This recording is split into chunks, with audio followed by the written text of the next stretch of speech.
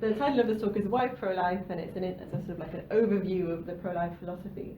Since we only have like 25 minutes, it's going to be a really, really fast one, because it's quite an in-depth thing to think about, especially when you come at it from a more secular ground point. So the Alliance of Pro-Life Students was formed by students, for students, about 6 years ago, to help students build pro-life societies at university, to help them to support them in all of their pro-life activities, whatever they wanted to do, connecting them to speakers, going and giving talks, giving workshops, that kind of thing. But also giving them opportunities to connect other pro-life students and organisations, because I know that being Catholic at university, you can sometimes feel like you're one of the only ones. Add that to being pro-life as well, and you feel like you're in a very small minority. And then we also do a lot of training with students in secular pro-life apologetics. So we're a secular organisation. Most of the people that work in this organisation are Christian or Catholic, but we've had a few of various different religions coming through, because the point is that it's a philosophy that everyone can embrace.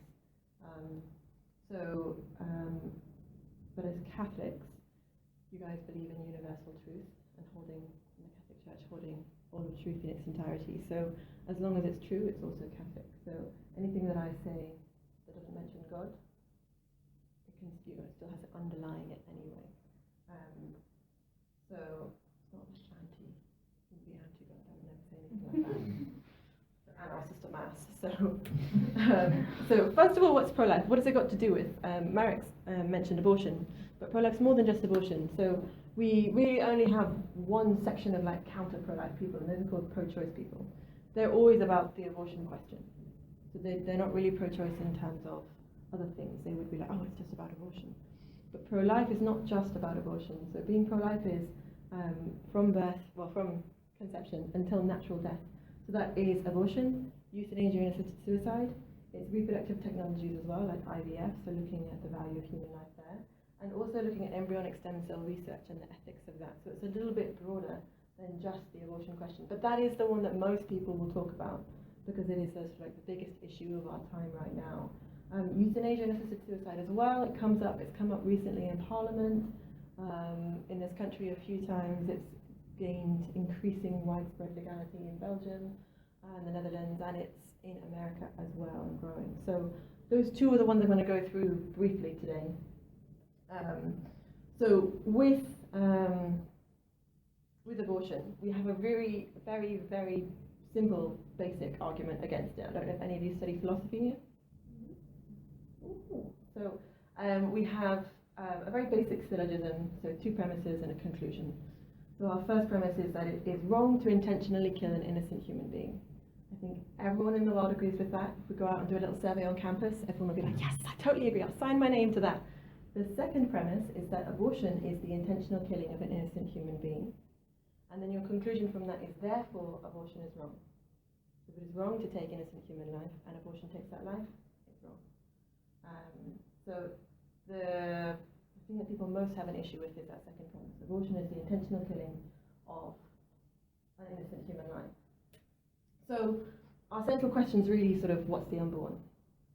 Because if we're talking about the intentional killing of a human life, we have to make very sure in abortion that what it is, what's happening here. So most people will give you a few contradictions. They'll be like, oh, it's human, it's not morally relevant. Sometimes they'll say it's not human, and sometimes they'll say it's human, but not a person.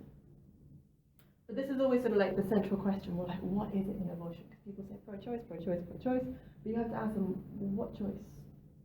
What choice are we talking about? Because I'm very pro-choice in most choices that we make in our lives. But I wouldn't be pro the choice of harming somebody else. And that's actually what we're talking about. Ask them always, what choice we're talking about, and what actually is abortion? What do you understand by it? And people who work in the abortion industry will recognize it very simply, and they'll state it bluntly when they're asked. It's killing. It's taking the life of another human being. So they have no issues saying it like it is. The people who support it ought to be able to own that as well. And then, what is the unborn? So they don't have a definition for me. If I asked you, what is the unborn? Good. What do I mean by that? What do I mean by someone? I think it's that's where the conflict is, because a pro-life will tell you that it's above cells, until the Pro-choice weight. would. I mean, Pro-life, hopefully. no, like it's above cells. It's just it can be a human, but it's not yet, and that's why they have the choice. But then, for us, it's the moment of conception, because there is where life starts. hmm I mean, for us, it's pretty simple. If you go to London and you go to the Natural History Museum, there's a whole section on human development. And on the wall, they've got this little dot that's sort of like the moment of conception, and it says, when your life began. And they have a video that shows the development of a baby in the womb, and they use the words baby, and they use sort of like the words mother and stuff like that. And it shows this beautiful development. And that's something that hundreds of people see every day. So for us, it's sort of pretty scientific. We come at it at a pretty scientific angle. We sort of step away from the idea of sort of like, oh, I feel as a human being. I think that it's a spiritual identity.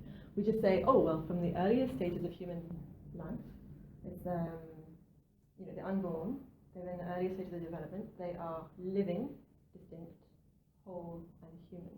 Those are your four characteristics. So they're living. They're quite clearly alive. They're distinct. They're different. So they're very different from the mother's body. They're whole. They don't need anything to be added to them to make them more human. All they need is time and nutrients. Just like now, all that we need to continue living is time and nutrients. And they're human. So if someone ever tells you that they're not human, you can really quickly ask them, what is it then? Like, what is a woman pregnant with? Like, are we hoping it's a child, or it might be a dog?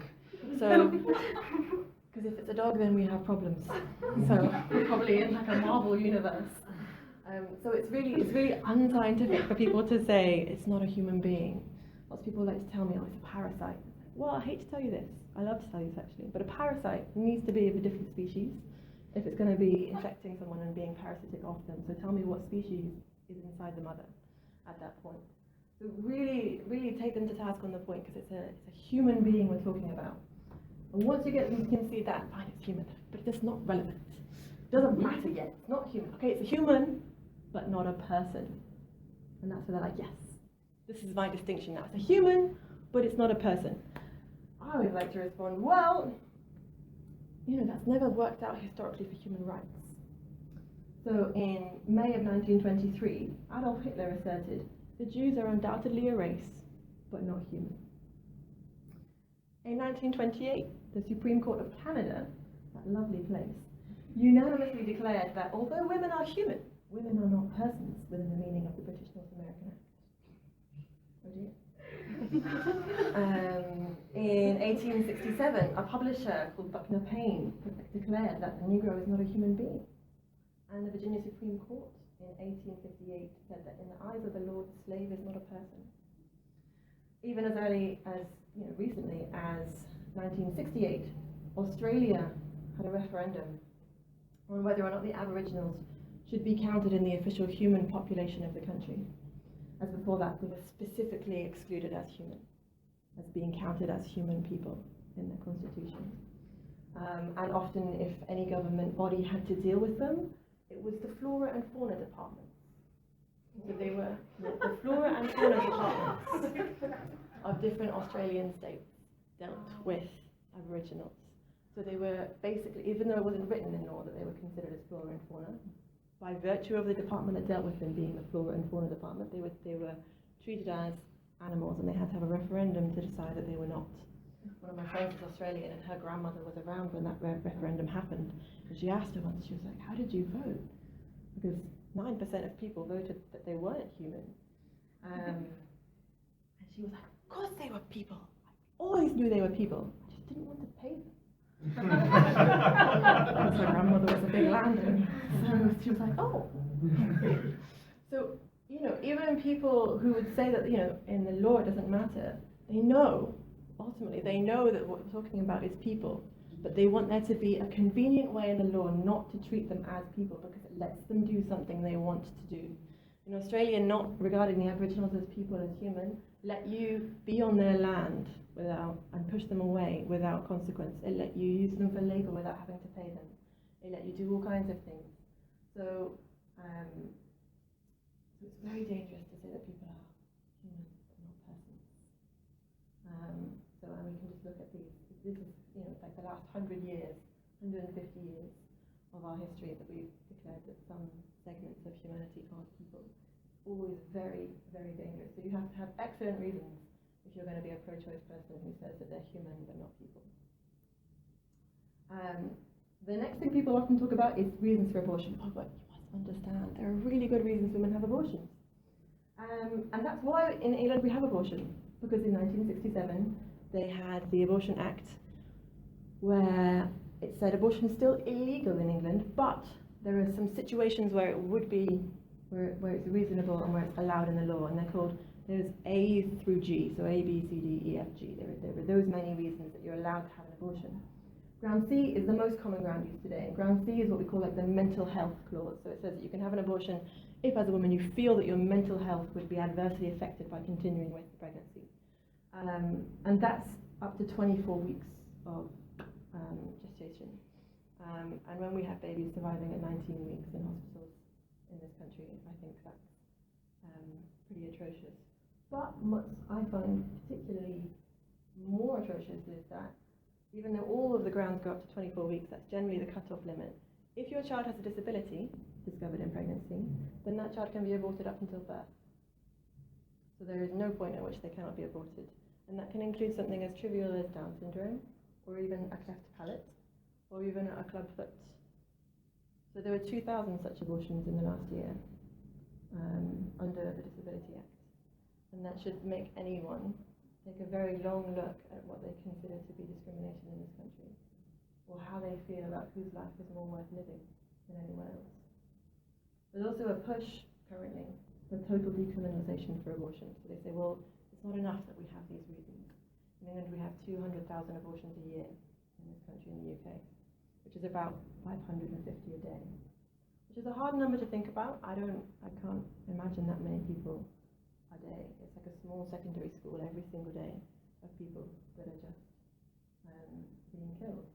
Often under mental health grounds, which really translates to convenience grounds, especially when like 30% of all abortions are repeat abortions. So the women who have had 2 or more abortions. So it's not 200,000 different women a year having abortions. So people talk about like the reasons that they have. They'll often give you really hard cases, you know, and we can do it as Christians as well, and as Catholics we can say, oh, but I really do understand if someone was raped. It's a really hard situation to be in. And it is. We should always acknowledge that. But most people, when they're pro-choice, they only use that situation as a way to make you look bad as a pro-life person. They want everyone to be on their side emotionally, so they use that. So oftentimes, they don't actually believe abortion should only be legal in cases of rape. I think it should be legal for any reason whatsoever. So take them back to that and be like, okay, so are you saying it should only be allowed in cases of rape? And they're like, no, of course not. It should be a woman's choice. Okay, let's talk about why you think it ought to be a woman's choice. Because it's her body. It's the body inside, but it's not human. Aha! We're back to the point. Yeah? So taking people back to the point through the questions of like, what are we dealing with? Because really, if it's not a human being, I don't care what you do. If it's not a human being we're talking about, there is no justification that you need to have an abortion. It's your body, it's totally your choice, it's not human, I don't care. If it is a human being, I do not think there is any reason that you can give me for killing that life, justifiably. And, you know, looking at the women who make these choices, there is a tremendous, a feminist told me this, she said there is a tremendous sadness and loneliness in the cry a woman's right to choose.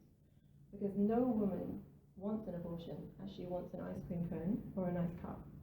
She wants an abortion as an animal caught in a trap wants to gnaw off its own leg. So women don't have abortions because they're happy or in a great situation. They don't have abortions because they're in a healthy relationship or they're doing really well at work and their boss thinks of them as a fully functioning human being. They have abortions because they're in a tight situation and they might not have any help around them. And I like to often ask people sort of, what percentage of women do you think really make the choice? Like 100% of women want to have an abortion. But in a study done by an institute in America that used to work for Planned Parenthood, which is the biggest abortion provider in that country, so their sort of research arm did a survey, and they found that 64% of women had felt direct pressure from either their boyfriend, husband, spouse, or family members or community to have an abortion. So they felt pressure from everyone else. I think it's worth noting that on a social justice level, abortion is very convenient for everyone except the woman. So if she's in a crisis pregnancy, maybe at university, because 25% of all abortions happen on university-aged women, she's going to make a choice between carrying on at university or having a child, because the university doesn't have options for student parents. At my university, there was one creche in the medical department, and there were 3 campuses spread across my city. So if I got pregnant as a humanities student, what was I going to do? So most people say I had to have an abortion, which doesn't sound like freedom of choice. It doesn't sound like something they wanted to do at all. And if you have pressure from people, pro-choice says it's your choice, but it says it's your responsibility. So someone can be really sort of like caring by today's standards and say, oh, well, it's your choice. What they're actually saying to that person in crisis is, I won't help you. It's your decision. It's your problem. And if you feel bad afterwards, it was your choice. There's a huge loneliness in that, in what is supposed to be something tolerant and modern. And loads of women feel it. They say, if just one person had told me that it was going to be okay, or that I was going to help them, that person was going to help me, then I wouldn't have done it. But nobody did. Nobody stood up and said, I'll help you. They all backed away and said, especially boyfriends can do that as well. So, and I think lots of people will agree with you on that. So I think most people are more pro-life than they would want to say, or they're less pro-choice than actually, pro-choice means. Because people like the word choice. We love having options. It's a really good thing. But once we sort of go down to what choice actually means in this scenario, they're like, oh, I don't actually like that very much. So it's really good to take people down these conversations, because they often agree with you. You can have the randomest conversations with people. I do, someone who works in pro-life stuff. I was in Ryman's the other day, photocopying some things, and they're signing up for a 10% discount, because he was like, oh, do you belong to a company? I was like, yes, I do, for 10%. I do. And then, he's looking at my form, and he says, oh, so the Alliance of Pro-Life Students. So what side of the debate do you come down on then? I was like, well, I'm pretty pro-life. And then he was like, oh, me too. I never expected that. It was really nice to hear. He was like, yeah, me too. I just don't think it's a good thing, Great. I'll come here again. My 10% discount. So people are often more pro-life than we give them credit for. It's very sort of normal to be pro-choice, and the media presents it as if it's like the default position. And if you're pro-life, then you're like a crazy American religious fundamentalist who's white and really old and a man. So, well, a large majority of the pro-life movement is actually women, which I think is really wonderful. I mean, I would love it to be sort of equal, men and women, but it's great that there are actually more women who work in pro-life stuff than men do, especially young women. So young men, please do get involved. We need you too. But in conversations with people, I do try and ask them if they think abortion is such sort of like a moral necessity. Is there such a thing as a bad abortion, or an abortion that's done for the wrong reasons? I mean, I would say all of them. I can understand them all. I can understand the reasons that people have abortions, because people do it from fear and stuff like that. But most people will have a cut-off limit. Some people who, for example, run abortion clinics, like Anne Rady, who runs the British Pregnancy Advisory Service, she says that there should be, it's just totally up to the woman. Most people don't agree with her. Most women are sort of like, well, I think that, like 24 weeks is there for a reason, right? It's in the law, so therefore it should be okay. I think after that's wrong, because, it's really a person. Or if, there's an abortion done for a sex-selective reason. And that's where the woman finds out the gender of the child and says, oh, I didn't want a girl, so I'll have an abortion. Most people say that's not a good thing. Most people will agree with you and be like, yeah, that's awful. How can that be happening? It happens a lot in India, and it happens a lot in China. There is a huge gender imbalance in China now. It should be sort of like roughly even the ratios, but there are 120 men for every 100 women in China right now, which is a massive, massive imbalance. And that's just because of the preference. Well, first of all, it's because of the one-child policy, and then the cultural preference to have a girl, to have a boy, rather than a girl. So if you were going to have a girl, you would have an abortion. It happens in India as well, and it does happen in the UK. There was a Telegraph investigation that found doctors who were willing to sign the form for an abortion when the patient specifically said, oh, I didn't want a boy, or I didn't want a girl, or I already have a girl, so I'm going to get rid of this one and try again. The doctors were like, it's fine, it's not my problem. And they signed those forms when even you're not supposed to according to our laws. They signed it on mental health grounds. And in our government, in our parliament, they were unable to pass a law that would have forbid sex-selective abortion. Like, it's legal to have a sex-selective abortion in the UK because they did not pass a law. They did not manage to pass a law that said that it was wrong. Because there was a lot of campaigning from people who provide abortion services to say that that would be something that would restrict women's rights or open the gateway to restricting women's rights to have an abortion. So I always ask pro-choice people about that. Or is an abortion done for the wrong reason? Lots of people will give you like a reason that they think might be wrong, sex selective. Sometimes, people like to talk a lot about LGBT rights and how there is an increasing likelihood of finding a genetic reason for being gay. So one of my questions is always, well, would you agree with someone aborting a fetus because they found out it had that gay gene? Most people are like, no, that's discrimination. Tell me why, if it's not human yet. Okay? So there's always a reason that people will find as not good for abortion. So come to them with that. You're like, great, I agree with you. Now tell me why you agree that it's wrong in this situation, but not in the other situations. Why wouldn't it be wrong in both situations? Is not everyone equal? And then finally, just take it into them. Is it a real solution? Because people point to it all the time as, women's equality, reproductive rights, bring women equality in society. How equal does it actually make women? Because I don't think it does. I think that it really does. To step on like a feminist pedestal at the moment, it really does put the male body as like the hierarchy in society.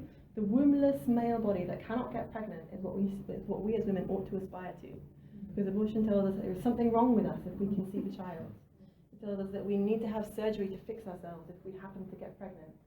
If our fertility works as it ought to, then something's wrong. That's something terrible to tell women, that your body is something wrong. We struggle enough as women in society with thinking that there is something wrong with our bodies without also having to battle against our own biology. So I don't think that it makes us equal. I don't think it considers us equal under the law to say that if we want to get ahead in our work, if we want to have like the career, then we cannot have children. We have to be childless. It doesn't help women to say that. If you have to choose between children or work and children and education, that's not a choice that you make freely.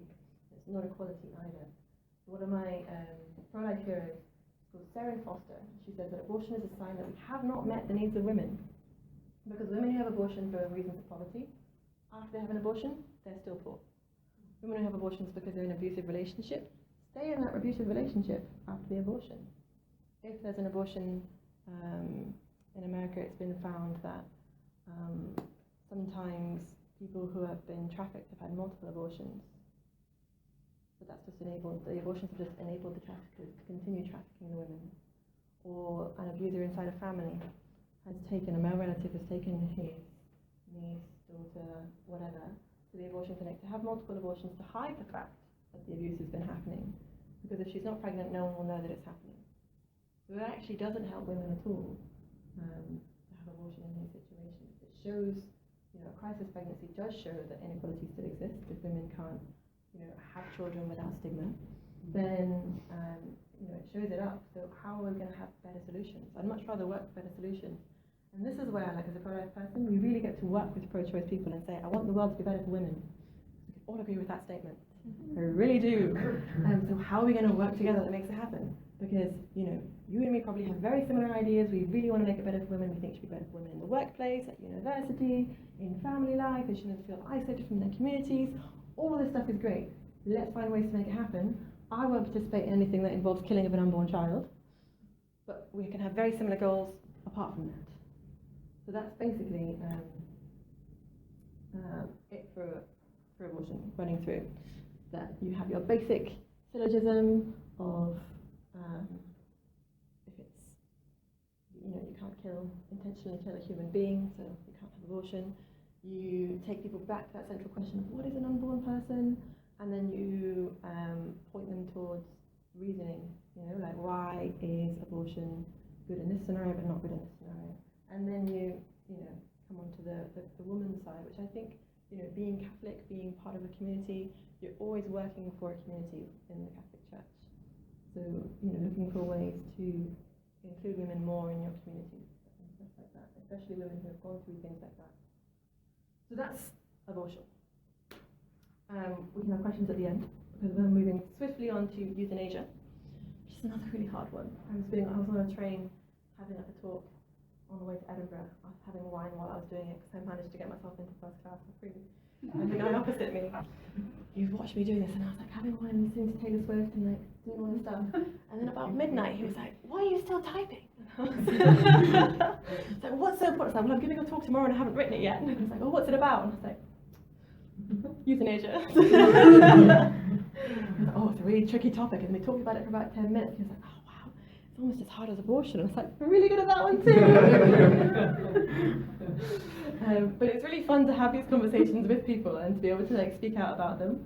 And the more that you know, the more confident you are at talking to people about them. Because when I first started out, I was like, "Oh, I don't know what to say if someone asks me about like rape or incest or something, or fetal abnormality. I don't know how I would answer that and still not appear to be a horrendous human being." But you get more used to it, and more used to like gauging people's moods as well as you go through. But euthanasia is one of those ones people don't often think about as much, or they don't think about as in like connection, because they're opposite sides of the spectrum in terms of life age. And as students, we cannot think about it because it doesn't particularly involve us right now. We're really young and healthy, so it's not going to be our problem yet. But it ought to be, because we all know people that are going into that stage. And there's a really funny woman called Liz Carr. She's a disability rights and anti-euthanasia activist. And one of her points on euthanasia, which I thought really just puts it on, is that she goes, "People keep talking about this right to die. It's not a right, it's a fact." I thought, "Oh, beautiful, brilliant," because we hear it all the time when people have a right to die. It's like, well, you're gonna die anyway. So we have a right but we don't have a right to ask someone else to kill us, which is what we're talking about here. So what is euthanasia? I looked up on NHS Choices online. They have a really interesting definition of euthanasia. They say euthanasia is the act of deliberately ending a life to relieve suffering. That was really broad and wide open. Relieve suffering. Okay, how much suffering? I stubbed my toe. Merrick stabbed me in the back. She's relieving my suffering of the moment, We've got a heartbroken teenager who's 14 and just discovered that her lover is committed suicide. Is she allowed to then sort of ask someone to kill her because she's in unbearable suffering? I don't think so. But, the NHS one doesn't even say unbearable suffering, so it's really open here. Because most people talk about unbearable suffering. So consider a different definition instead that I think is a little bit more accurate. It's really important to be accurate in conversations with people and to ask them to let you paraphrase what they've said in a way that's acceptable to them. I don't know if you guys watched the Jordan Peterson, Kathy Newman debacle, when she said, "So you're saying you hate women." So it was atrocious, because she said everything that he wasn't saying. So we can't do that in our own conversations with people. We have to be really clear on them. So euthanasia, ask people to consider this one. An act of killing can be considered euthanasia if the person being killed is suffering or dying, and the person doing the killing sincerely believes that the other person would be better off dead. That death would be a benefit to the person being killed. Mostly what you see in euthanasia legislation is that you have, people talk about it being just for unbearable suffering, like the worst type of suffering that you can imagine. And they're already dying anyway. It's terminal illness, so we're just giving them a dignified death. And that death would be kind for these people rather than letting them linger on forever and ever and ever. It's much nicer, it's much better, it's more humane to kill them. That's what most people mean by euthanasia. But euthanasia itself is quite tricky because it comes in 3 varieties plus 2 plenary ones, which is really fun. So it comes in voluntary euthanasia, where that person chooses euthanasia, they sign up for it, they sign the line, "I declare that I am competent enough for someone to kill me." Non-voluntary, where we say, "Oh, the person's in a coma, but they always talked about the fact that they wanted euthanasia if they were in a situation, so they would have consented if they had been able to." Rather convoluted, but it's called non-voluntary euthanasia. And then there's involuntary euthanasia, where the person did not consent and could not have presumed to have consented to euthanasia. This one's also called murder. But when you say involuntary euthanasia, it sounds like a real thing that could happen in the law, right? Yeah. You know? So it's really good to be clear with our terms here. But all of those types of euthanasia happen. So if you look at somewhere like Oregon and you look at somewhere like Belgium and the Netherlands, you see that we have voluntary euthanasia, we have lots of non-voluntary euthanasia, and we do have cases of involuntary euthanasia. We actually have recorded cases of that happening, but doctors aren't being prosecuted because it would affect the whole law. Which category do you think Alfie Evans was in? Alfie Evans, that one's a tough one because I was going to answer any questions. Sorry. So those are our three euthanasia strains, as it were. Then we have assisted suicide, which is what is sort of like the first step towards euthanasia, full-on euthanasia, where you assist someone to kill themselves. So you give them the syringe that has a thing in it, or you just provide them with the tools in which to commit their own suicide if they're unable to do it themselves. And then there's assisted dying, which people talk about a lot. I find it kind of spurious because it says it draws a distinction between helping to end a person's life who is already dying and helping to end a person's life who is not dying. So it's sort of like, oh, they're already dying, so I'm just going to assist them on their way. Every murderer has been someone who has assisted someone in their dying. So I don't think it's a really helpful definition here. I think that we should really talk about euthanasia, involuntary, non-voluntary, and involuntary, and assisted suicide. So to have those really clear, because most people don't have them clear in their minds. People love to have opinions on things they know nothing about. Which drives me crazy. So when you talk about this, do you also mean when the last one? I know that at least in Uruguay, when someone is dying from a heart attack and their heart stops beating, they give them like lots of morphine and lots of like pain relief. Mm-hmm. Is that also a way of assisting suicide? So that's different because there's a way that you sort of like actively intend to kill someone to hasten their death, and there is something where you actively intend to ease someone's natural passing.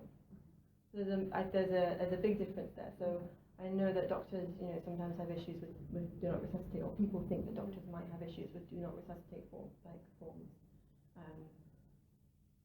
where.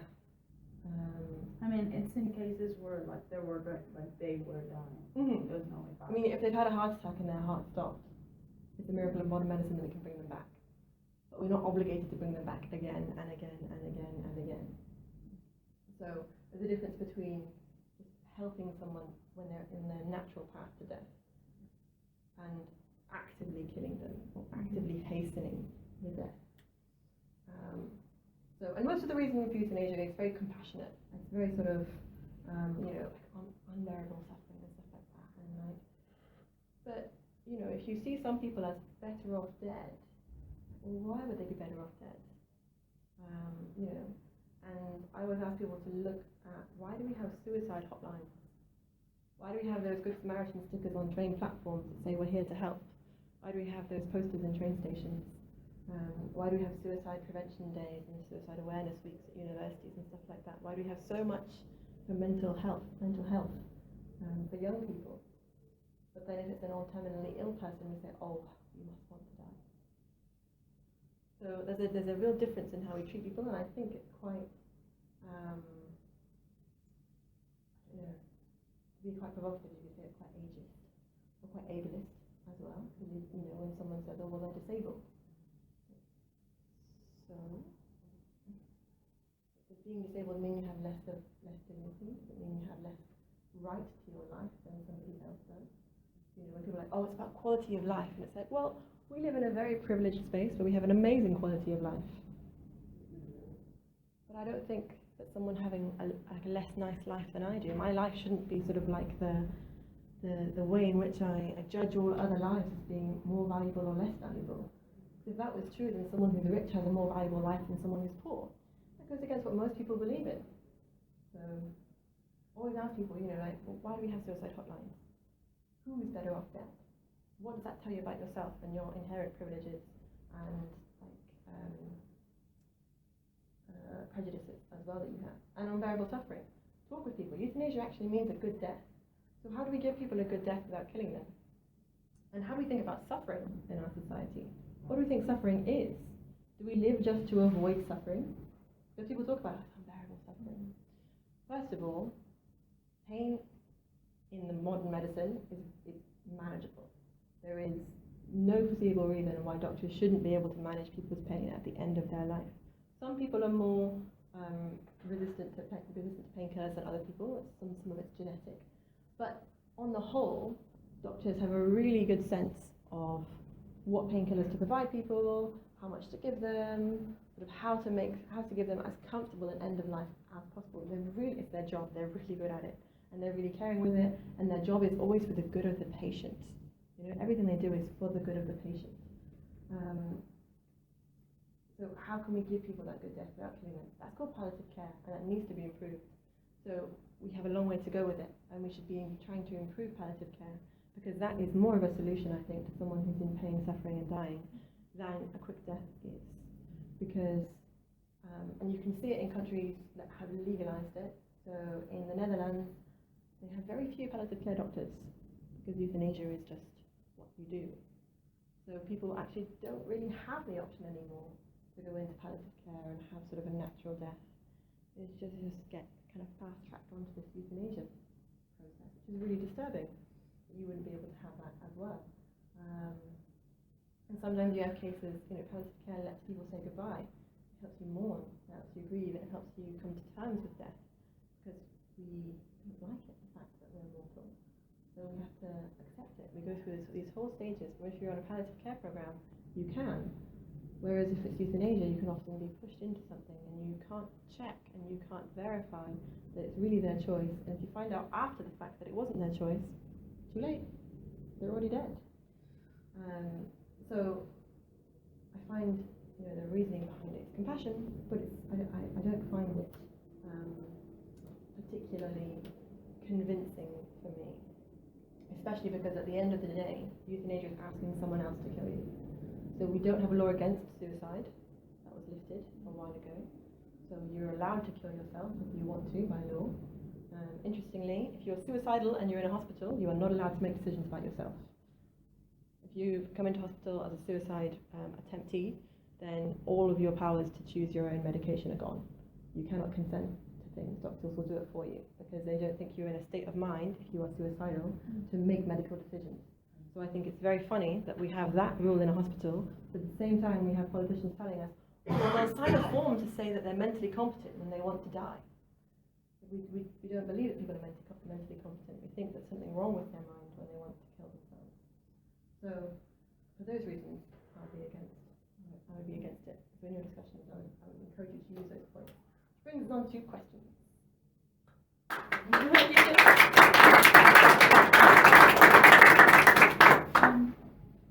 You said that most of the times it's because the woman doesn't, when she wants to perform an abortion, it's because she has no one who told her that she was going to be okay. Is there organizations in the UK that give those "you're going to be okay" to the woman? There are. There's a really good charity called Life. They help women in crisis pregnancy. They have houses for women, they have accommodation for women, they give them all of the material goods that they might need for continuing with their pregnancy, because it can be quite expensive to have a child sometimes, with all the different bits and pieces that you need. So they do a lot for women. They recently received a big government grant from £250,000 to build a new space for women. So they're really good. They're up and down the country. There's one in London called the Good Counsel Network. They're a Catholic one. They've been in the news recently because of buffers around an abortion clinic. So basically these women, they stand outside the abortion clinic. They're really docile and really harmless. Most of them are quite old, and they kind of stand like this, and they have a leaflet, and they're normally holding a rosary. And if someone comes by, they say, "Would you like a leaflet? Would you like some help?" They have a sign that says, "We can help." And there was one woman who was on the BBC. She's called Alina, and she was pregnant, and her boyfriend was like, "No, you've got to get rid of it. Can't do this." And so she had, "Or I'll kick you out." And they were living together. So she had no accommodation. She didn't have the abortion. She had no relationship. She was Romanian, so she was far from home. So she didn't have family around her. So she was walking up to the abortion clinic. She didn't want to have an abortion, but that was really her only option, because she didn't have anything else, any other safety net surrounding her. So she was going to have the abortion because she didn't have anyone to help her. She went up there, and the Good Counsel Network people were there, And she looked at their sign, and it said, "We can help you, whatever you need." And she walked up to them and said, "Is this true? Can you help me?" And they did. They gave her the money that she needed to rent a place, for however many months that she needed it for. They gave her help with the benefit system so that she would be able to claim appropriately, which she hadn't been doing before. They gave her help finding a job. They gave her help with baby clothes. They gave her help with all of these things. And the BBC interview was really funny because they were like, "Oh, but you seem really against abortion. Like, surely you just wouldn't have gone through with it." And she looked the interviewer straight in the eye and she said, "I had no money. What was I going to do?" It wasn't until I met these people outside the clinic who just asked me if I needed help that I knew that there was another way. So a lot of these women the Good Counsel Network helps. They fall through the cracks. They're often immigrants. They're often poor women. They're often in difficult situations. So they don't have as much help. So these groups exist. They're often pro-life groups. I don't think there's any dedicated pro-choice groups to help women in this. There are pro-choice groups dedicated to helping women get to an abortion clinic, but not to help them not go to an abortion clinic. That's my second question.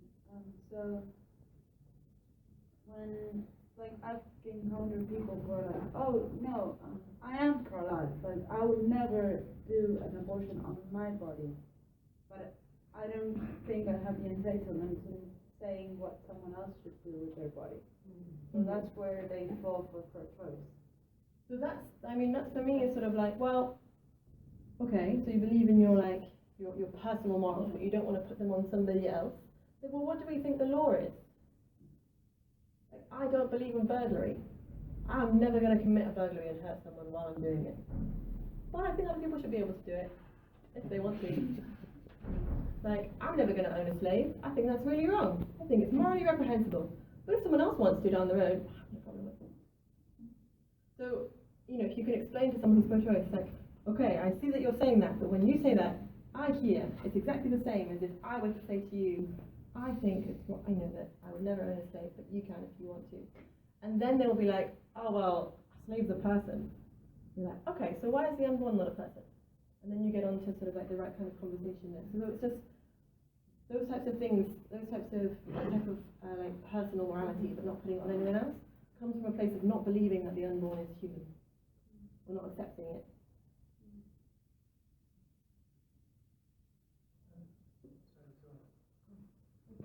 Well, just a comment to what you said in the question.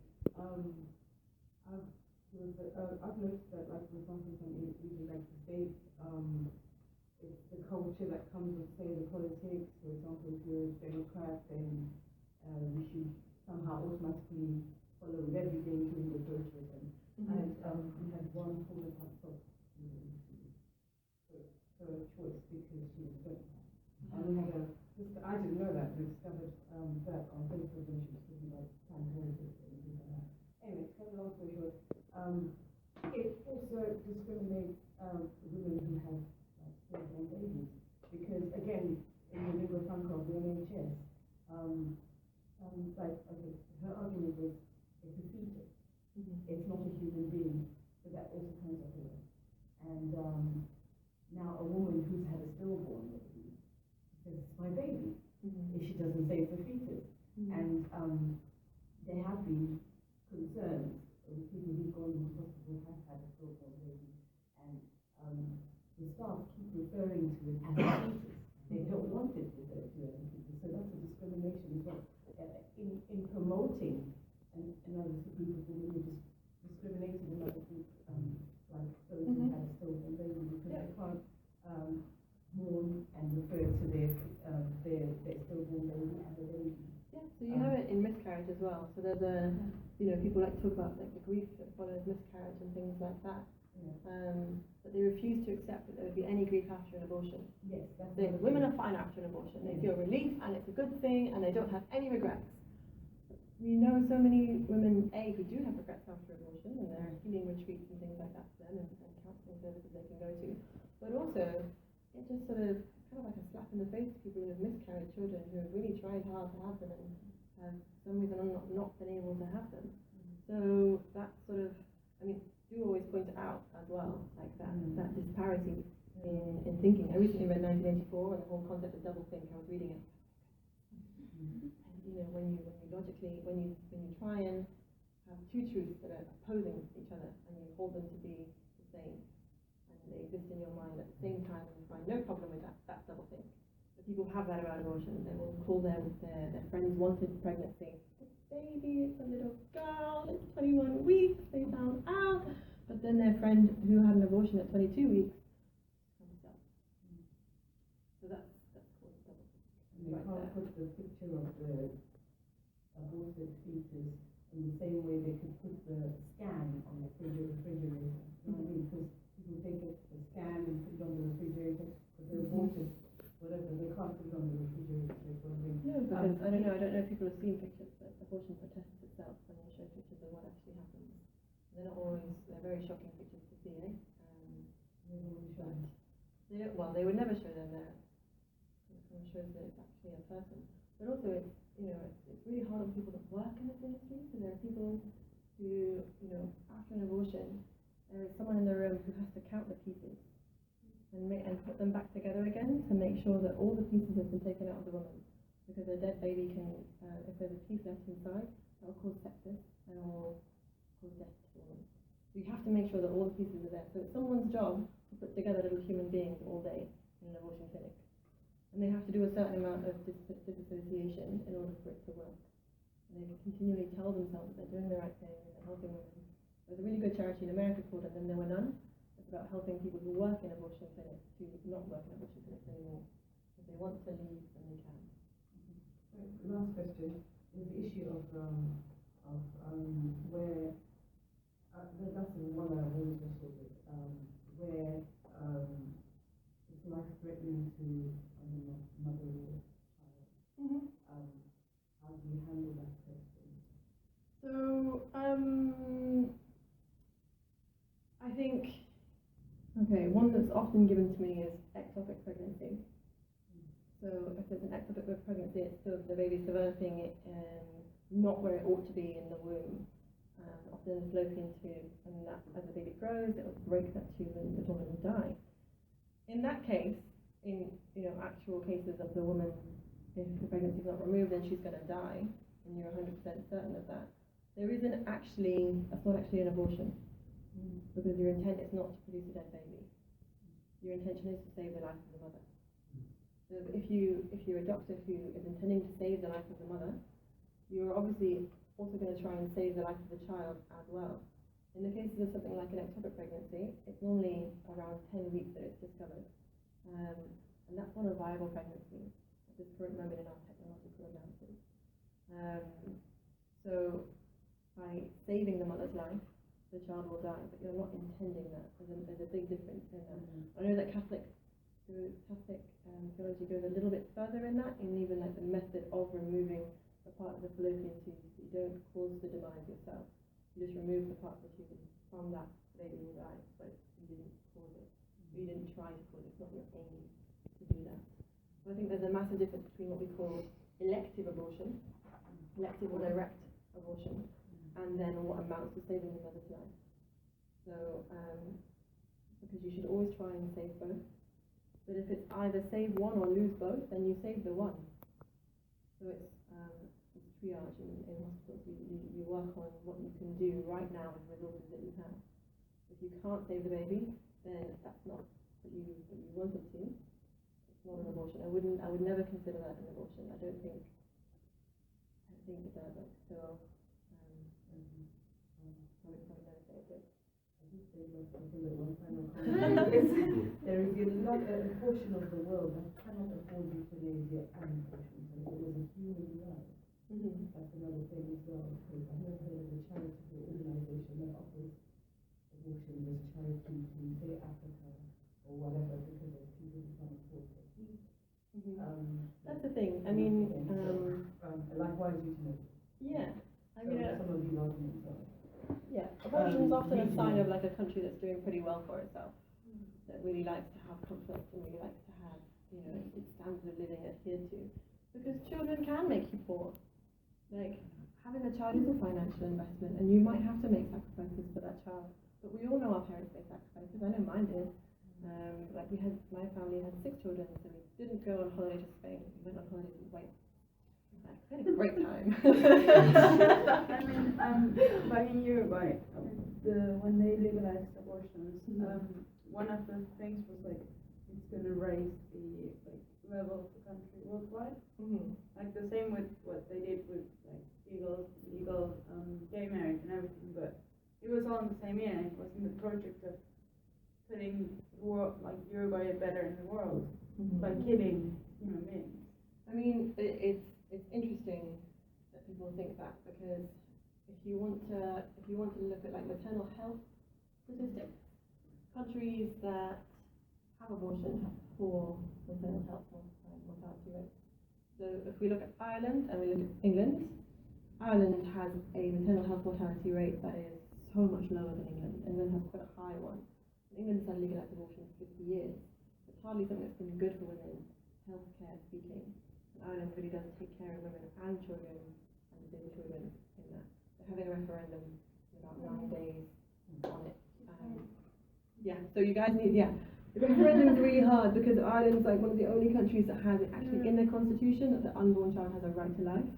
So the question in the referendum is, do we repeal the 8th Amendment, which is the 8th Amendment proclaims that the unborn child has an equal right to life of the mother, and as far as possible, it will be upheld. That, as far as possible, means that in the case of if the woman will die, or both of them will die, then you save the woman.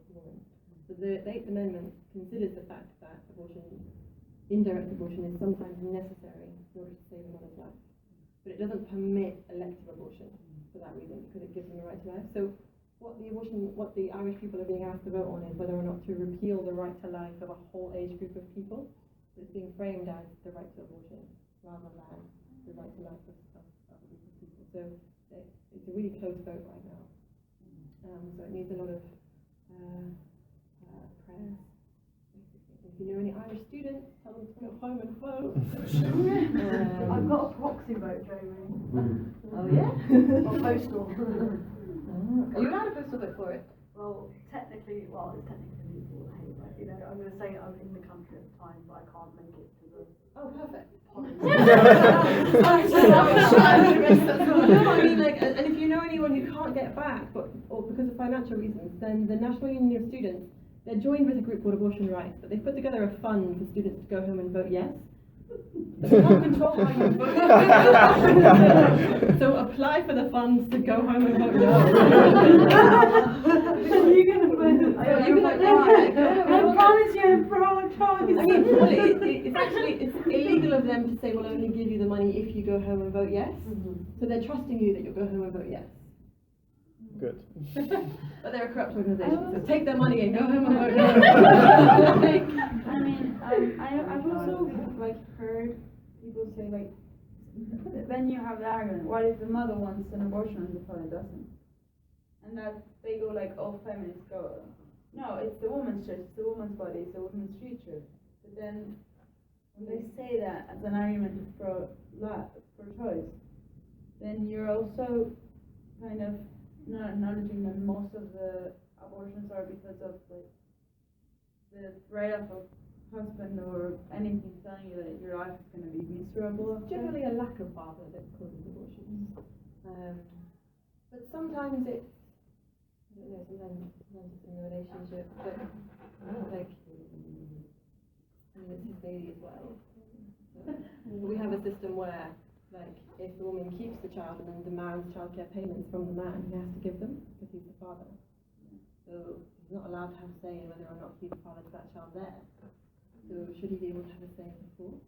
I mean, ultimately, it's kind of clean if you just say they're a human being in their own right. They don't need someone else to say that they ought to live. So when we have an affair, and the problem with being a man is that you don't give birth, you don't know what it's like, and so in the process of people will say, well, giving birth, especially when we have things like called the midwife, they dramatize the whole thing. They say, well, look, it's not a nice process. It's kind of painful, a thing, all this lot, and so many things can go wrong. I mean, Call the Midwife is set in the 50s, am I right? Yes. So but, I hope it's not still happening that way. But they also say there are health problems that can be caused by my mother having me cause a lot of problems. The plural of anecdote is not data. So no matter how many anecdotes you have about your life, it's really only the data that holds out whether or not that's Yeah. true. There But I was just saying, how would you reply to that when they say, well, you know, oh, pregnancy is really dangerous for women. It's like, yeah, but women are strong and powerful, we can do it. Abortion is not very life-threatening as well, isn't it? I mean, it can be. So It's the same thing. yeah, abortion can be really horrific for women. So I actually have a question directly, like, related to that. So, my opinion is definitely anyway, but I had a conversation with someone who said that there needs to be a safe way to abort, because otherwise there'd be illegal abortions still happening that are just really, really dangerous to women, and, okay, therefore we so need- there's a few things that, exactly, I know.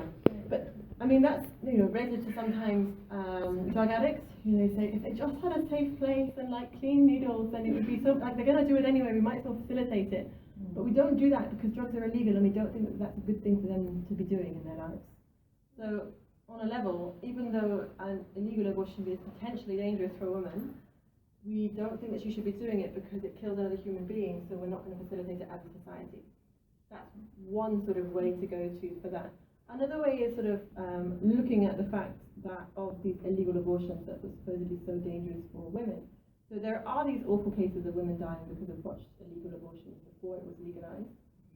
But one of the main people who campaigned for abortion in America, Dr. Bernard Nathanson, he openly admitted after he became pro-life that they made up the numbers of women dying from abortion.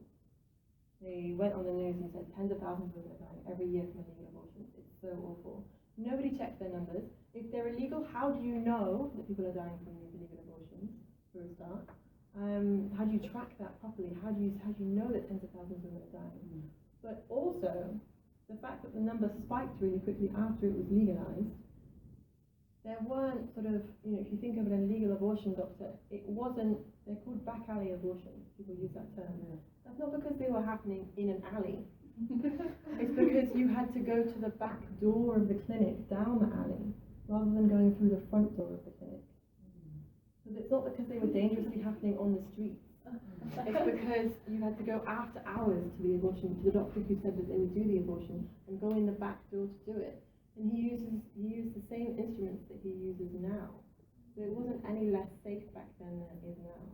There are even cases now of women dying. There was an Irish woman who travelled to England for an abortion. She went to Marystokes. They perforated her uterus, they put her in a taxi, and they set her off, and she bled out in the taxi. And that was like 4 years ago. It was really not that long ago. Marystokes was under the Quality Care Commission.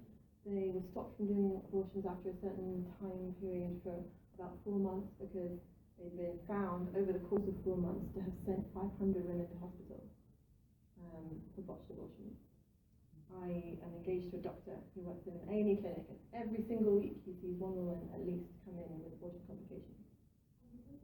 Abortion clinics that are totally legal. Totally legal, supposedly safe, supposedly inspected, got really qualified people in them apparently, which Marystokes does not have. It was noted on their reports that they have underqualified staff, people administering anaesthesia that shouldn't be qualified to do it, that kind of thing. But nobody cares because it's abortion and you can't touch abortion. So yes, those ones are, but they're also hurting women. So if a woman comes into a clinic with a perforated uterus, it's because he's stuck his scalpel through it, or the cutter through it, accidentally, while he was getting rid of all the rest of the unborn if child. that happens in like a hospital. If that happens in a supposedly safe place, in a first world country that's supposed to have like such great healthcare. No, but I mean if like they do something wrong in like not abortion, they're charged for wrong Misdemeanor, practice. yeah. But then a woman who died in a taxi, I mean that same thing is working again. I don't think, but yeah, I think in this case though, I'm not sure. I think the trial's happening for the abortion doctor at the moment. I think you're right to emphasise that question about legal abortions, because I'm old enough to have been around to the student debate, the 68 Act and the 67 Act when it came out. And very soon after the Act came through, they had to admit that they'd made the figures up. But a contrary factor which is worth bearing in mind, particularly with the liberation of the Soviet bloc, are countries where abortion was in fact legal and then has become, in a sense, illegal or become restricted. You would expect thousands and thousands of illegal abortions to be taking place if illegal abortions take place under such circumstances. And Poland and some of the free countries that have come out of Russia have no statistics at all to prove that case.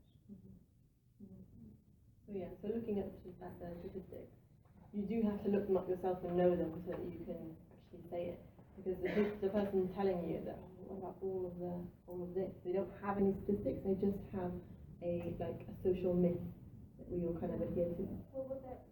I remember the Bourne who actually did the illegal abortion was a pro-founder of the Society of Protection of the Unborn Child.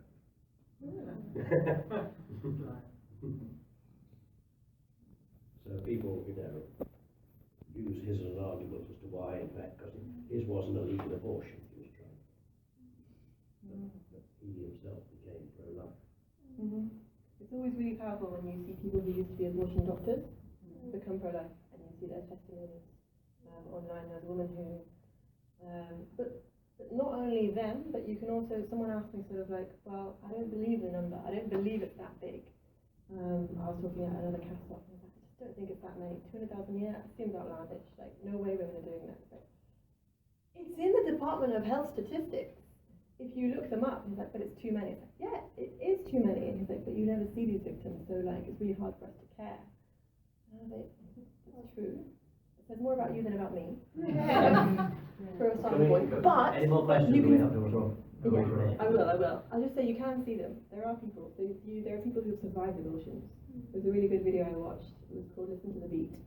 And it had like 3,000 beats in it, which is the number of abortions done in America. But you see you see sort of like the upper torso of this kid as he's doing some kind of poetry thing. But then at the end it zooms out and he only has half an arm because he was adopted and his mother had had an abortion. He doesn't know if he's a twin or not, but he lost an arm to an abortive instrument.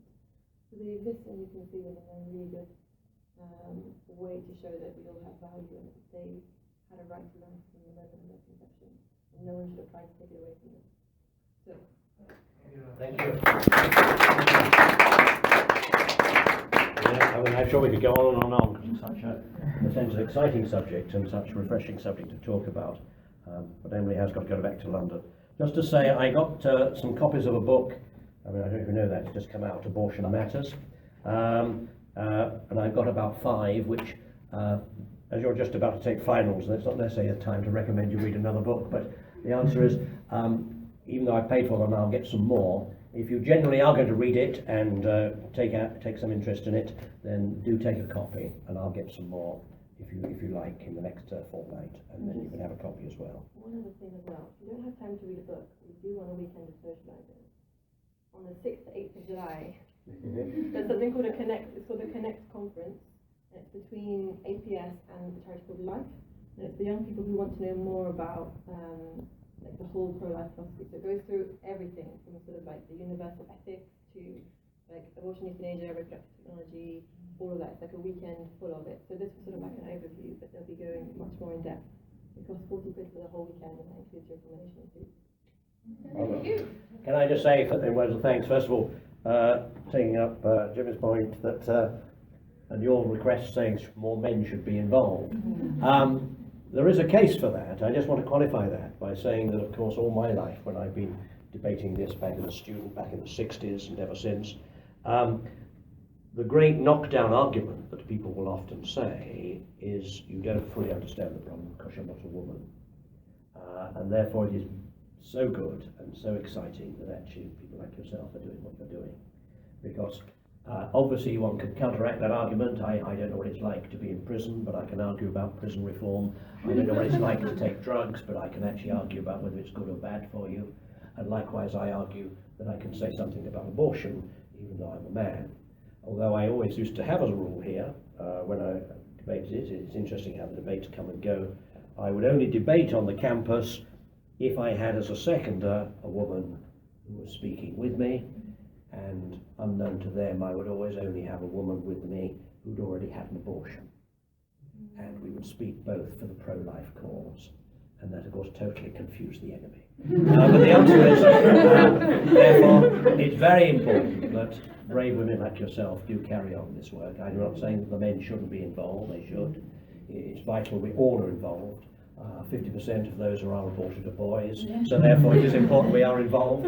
But the answer is, it's important that both of us are involved, but it's particularly, I think, brave of women to argue this case, because so often men can be accused, you're macho, you don't understand what's going on. So thank you for all you're doing, thank you for your work, thank you. Perhaps we can circulate, or we can make sure we circulate on our Facebook some details of your organisation and make sure that people can follow that up. And obviously if people want interesting things to make inquiries for that to happen. So thank you very much. That's right.